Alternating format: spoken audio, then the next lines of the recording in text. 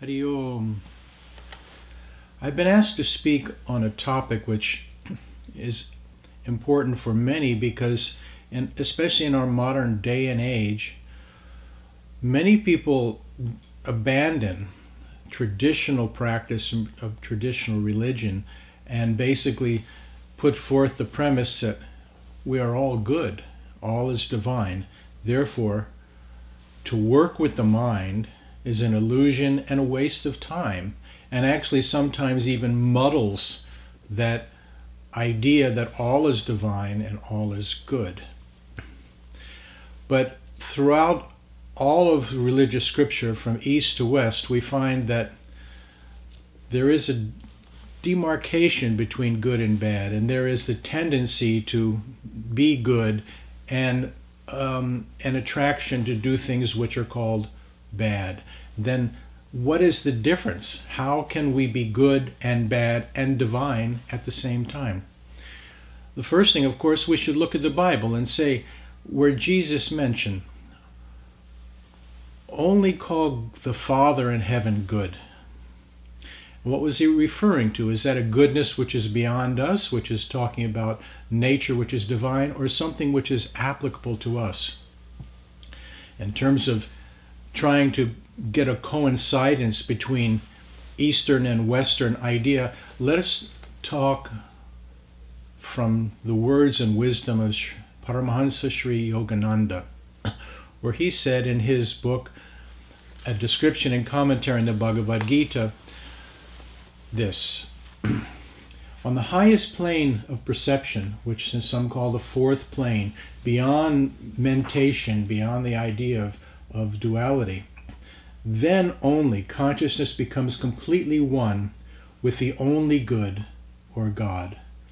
God being the only good.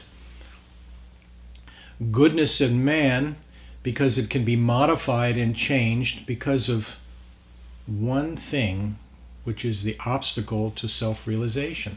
As Sri Ramana Maharshi said, that which is the only obstacle to moksha or liberation are the habits of the mind.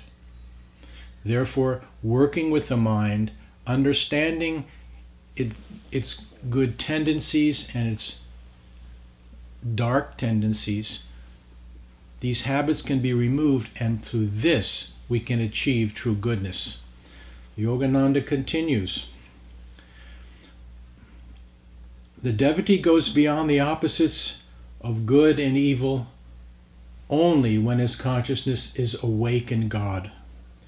Thus man, awake in God, is not subject to the dualities of nature, the joys and sorrows of experience of life, health and disease, even life and death. These phantoms of good and evil vanish like the dreams they are. But although this ocean of samsara is actually very truthfully called kalpana, or imagination, we are very much immersed in it.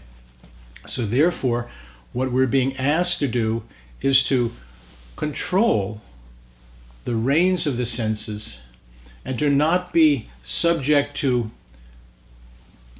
to any type of temper or tantrums or any type of thing which would cause us to stand firm in we are good or we are evil, to be actually equal, to stand equal in awake and wakefulness in God. This will be the key. How to do it? So let's decide how to do it. The yogi is ever mindful that all consciousness of good and evil and of material and intuitive tendencies, this is the key word, it's tendencies. Material and intuitive tendencies in man are relatives of the same absolute consciousness. This is what's referred to in the Bhagavad Gita in chapter 1, where Arjuna is referred to as a descendant of Bharata. Bharata is a common ancestor of both the Kauravas and the Pandavas, that which is the armies of light and the armies of darkness. They come from the same ancestors. And he has, in a sense, coursing through his blood, both tendencies. But in reality, absence of light is darkness. Absence of darkness is light. Similarly, lack of self-control is weakness. Lack of weakness is self-control. In this sense, we can understand how duality, good or evil, are the contrasted positive and negative experiences of the soul unity or God. Each of man's individual characteristics or behavior are in a large measure the sum total of his habits. These habits, both good and bad, are formed by man's own consciousness. By our own will, we form good habits and bad habits. We're not subject to and imprisoned by the world, but we are just very much subject to our own will, which can tend to move and vacillate between good tendencies and bad tendencies. But ultimately, these are all just habits. And this is where the Maharshi of Arunachala is stressing to us that it's the habits of the mind which need to be first understood and then controlled, and ultimately through surrender to God and through abhyasa or constant practice and vairagya discrimination, these habits are sublimated, not subjugated, not pushed down and kept under the covers, but sublimated. They're made sublime. Even those habits which are hurtful to us, we transform them. This is why in the Bhagavad Gita, Sri Krishna so importantly and beautifully says, this mind is our only friend and our only enemy, our greatest friend and our greatest enemy simultaneously. It just is a matter of thought and habit. Good and bad ideas are different forms or different dreams of consciousness. It is better to dream beautiful planes and phases of consciousness than to have nightmares. Of course, we all wish to have good dreams, and we recoil back from nightmares. Since consciousness is imaginative, it is imaginative, sensitive, and pliable. It can be molded. It can think and dream itself into any state.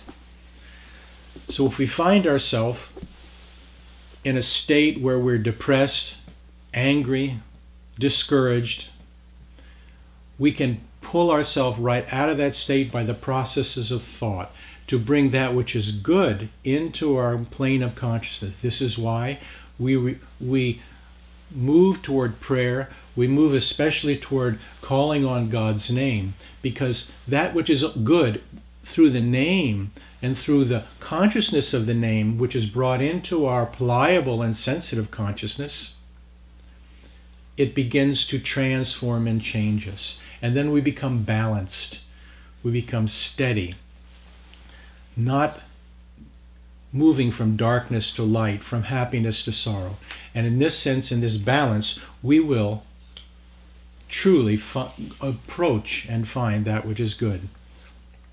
And to close, there is no better way than to quote the master of Yogananda, Sri Yukteswar, when he said this: from your balanced life, you will understand that liberation is dependent on inner rather than outer renunciations. These inner renunciations are the key to success in spiritual as well as material life. When we become depressed, angry, and all things which can be called dark, we need only to renounce that and understand that we must accept and transform ourselves through the power of prayer, through the power of endurance. And there's this sense why the Buddha said, the foremost virtue is patient endurance, to patiently endure until that which is good infuses itself into us, and our habits become truly a reflection of our divine nature.